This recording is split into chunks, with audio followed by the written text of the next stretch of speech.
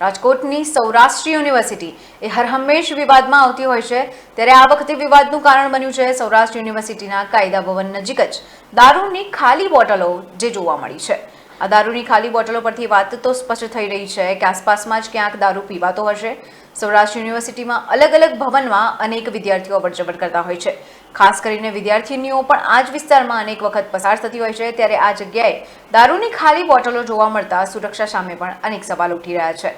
એમાં પણ એક સૌથી મહત્વની બાબત એ છે કે એવી કોઈ જગ્યાએથી દારૂની ખાલી બોટલો મળી આવી જ્યાં નજીકમાં જ કાયદા ભવન પણ આવેલું છે, ત્યારે કાયદા ભવનમાં વિદ્યાર્થીઓ એક તરફ કાયદાના પાઠ ભણતા હોય છે, ત્યારે એ જ કાયદા ભવનની નજીકમાં કાયદાનું સરેઆમ ઉલ્લંઘન થતું હોવાનું સામે આવ્યું છે।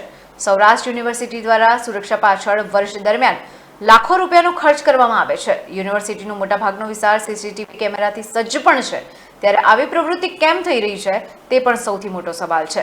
બીજી તરફ અગાઉ પણ જ્યારે આવા વિવાદો સામે આવ્યા છે ત્યારે સૌરાષ્ટ્ર યુનિવર્સિટીના સત્તાધીશો સુરક્ષા છે, ત્યારે કડક સુરક્ષા વ્યવસ્થા સૌરાષ્ટ્ર યુનિવર્સિટીના સત્તાધીશો માને છે એવા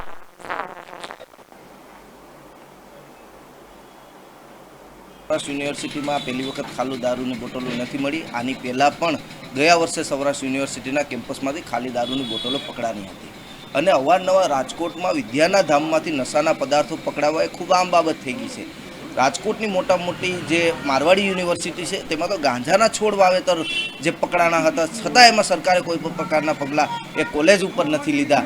તો જે લાખો રૂપિયા ખર્ચ એ યુનિવર્સિટીની સિક્યોરિટી પાછળ કરવામાં આવે છે, યુનિવર્સિટીની રખેવાળી કરવા માટે કરવામાં આવે છે, તો એ ક્યાં જાય છે એ અમારો એક પ્રશ્ન છે। જે આ બનાવો બને છે શિક્ષાના ધામમાં એ ના બનવા જોઈએ। જે સ્કૂલ કોલેજોની આજુબાજુના પાનના ગલ્લાઓમાં પણ જે પેલી નીડ વેચાય છે, આપણે સૌ જાણીએ છીએ કે આ નીડનો ઉપયોગ ક્યાં થાય છે।